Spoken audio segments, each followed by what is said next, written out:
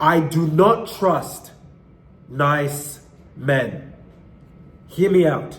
Some people try to draw a contrast between the word kind and nice, and that nice is an act with intention of reciprocation. So I'm doing something nice so I can get something from you, and then something kind is doing something without expectation. And perhaps that's the correct definition. But the reason why I don't trust, in particular, and I'm a man, so I'm going to talk about men, but this is a genderless conversation. The reason why I don't particularly trust men that have just met me that are all of a sudden excessively nice is because the raw nature of humankind is to run away from fear and run towards reward. That is the premise for capitalism. So what happens is, in business, you form alliances with people. And alliances are an archetypal, a tribal, an exhaustive way that humans were able to survive because we evolved in groups of 300. So if you weren't in a tribe of people that you could trust, you had a higher chance of being killed or, not knowing if the baby was yours, etc. Again, this is not one of those Darby rants about biology. That was the old video.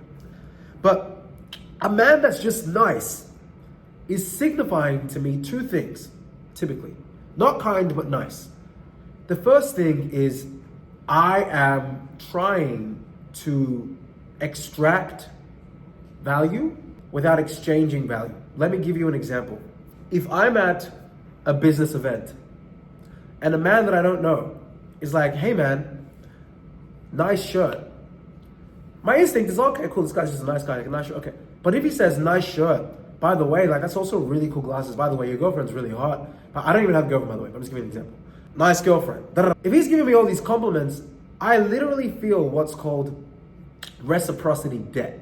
And if someone's trying to make me feel reciprocity debt upon first interaction, then they are trying to play into a primal law that I literally, and you can fight against it, but that positions you in a disadvantageous way in a social dynamic. And this is a bit of a higher level video here, but these are for those that aren't in my school group that want a reason to get into my school group, because I go deep into concepts like this. And these are the kinds of concepts that have allowed me to close thousands of deals by 25 years old and generate nearly 8 figures in sales online. And for a lot of you guys that are under 30, a lot of you guys are crypto guys, e-com guys, trading guys, Forex guys that actually didn't make money in good old fashioned sales. That's why these billionaires and these 9-figure guys like Ty, even if I have to pay to get into the room, they respect me because I'm one of the few guys in their 20s that are still learning the good old fashioned communication, just get in there, make it happen, communicate, and make the world shake skill sets. Whereas a lot of Gen Z has lost that. So if you want to learn more about those things, then you guys already know what to do. Join the free Skool group and learn from one of the last young, old school guys in that respect. But I digress. So if a guy's trying to make me feel reciprocal debt off rip, I even think that he has a higher capability of being violent. Now, I know that sounds like an extrapolation. I know it sounds like an extreme, but sometimes you need to describe things in an extreme to paint the correct picture. Some of the nicest guys that I've met in my lifetime have also been the most dangerous guys that I've met. And look, I'm a business guy. I grew up in a Christian home. I had a great family, a great upbringing. I'm not a street guy. I've lost friends to the streets. Recently, I lost one of my best friends to the streets 1 to 2 weeks ago. Crushed me. I'm not a street guy. I've seen the results of the streets. But one thing I can tell you is that real street guys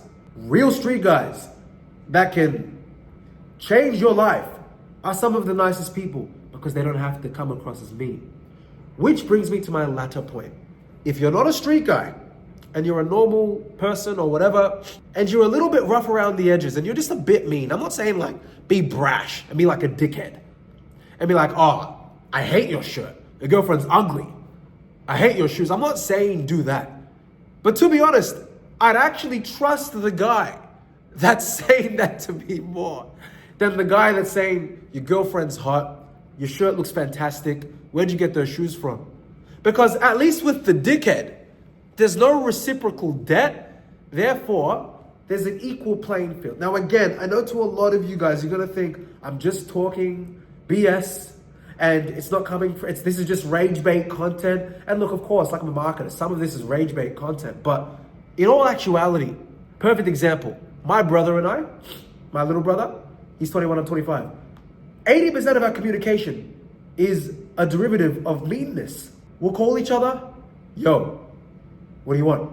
He gets what he wants, hangs up. Now, I'm not saying you should do that to your clients. So the dude that's a bit of a dickhead, there's no reciprocal debt. So what happens is it's even killed.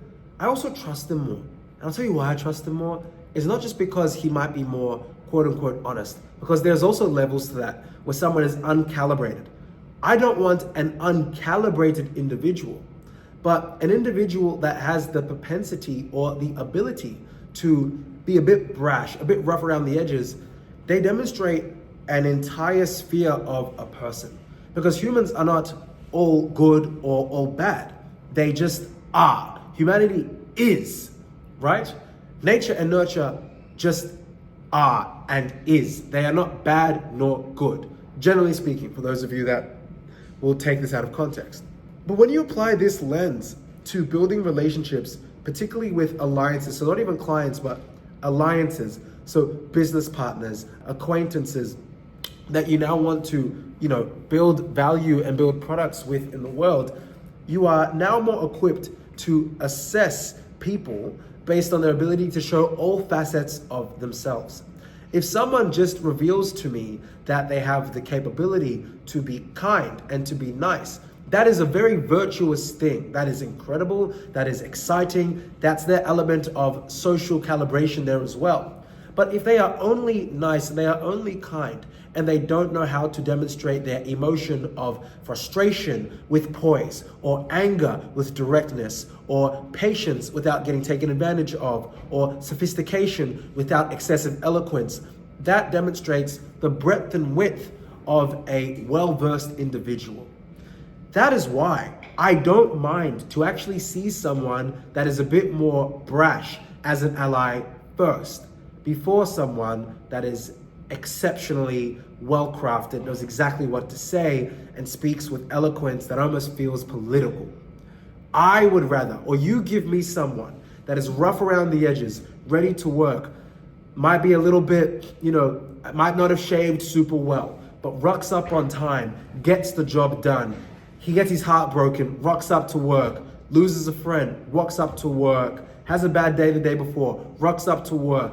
You give me that person that isn't poised and isn't neat and isn't tidy and knows how to persevere irrespective of how he feels or how she feels, and that is someone that I would go to war with. That is someone that I would trust with money. That is someone that I would like to collaborate with, because that is someone that is showing the full verse of their human nature, instead of the person that is just nice. Now, why should you listen to me? I could just be another 25-year-old on the internet that has no business experience and has no understanding of these concepts. Maybe I'm too nice. Maybe I'm too mean. But if you do want to learn why this is important and how we've been able to help people break free of these patterns from the ages of as young as 15, 16, 17, all the way to their late 40s and early 50s, and how we've done this for people across 15 to 20 different industries, which has led to breakthroughs across financial sectors and even personal development sectors. And you can go ahead and click the link below. There's 2 groups, there's 3. There's a free Skool group with over 100 videos on sales, marketing, personal development, interviews with me and Ty Lopez, who's done over $500 million in a year, me and Chen Thambia, me and Tanzel Ali, and more coming. And then there's something called the Mega Community Consulting offer. And that offer is where I will literally show you guys how to build a marketing and sales team that has allowed me to scale my company to 35 plus staff in less than 5 years, using these concepts that I've spoken with to you today. If either of them are not for you, then it's okay. Watch these free videos. There's one coming out every day. But if you do think that this is for you, then click the link below and our team will reach out to see if you qualify. But the one thing you must take away from what we've discussed today, don't pick the kind guy. Don't pick the nice guy. Pick the brash, the ugly, the messy, the human. See you in the next one.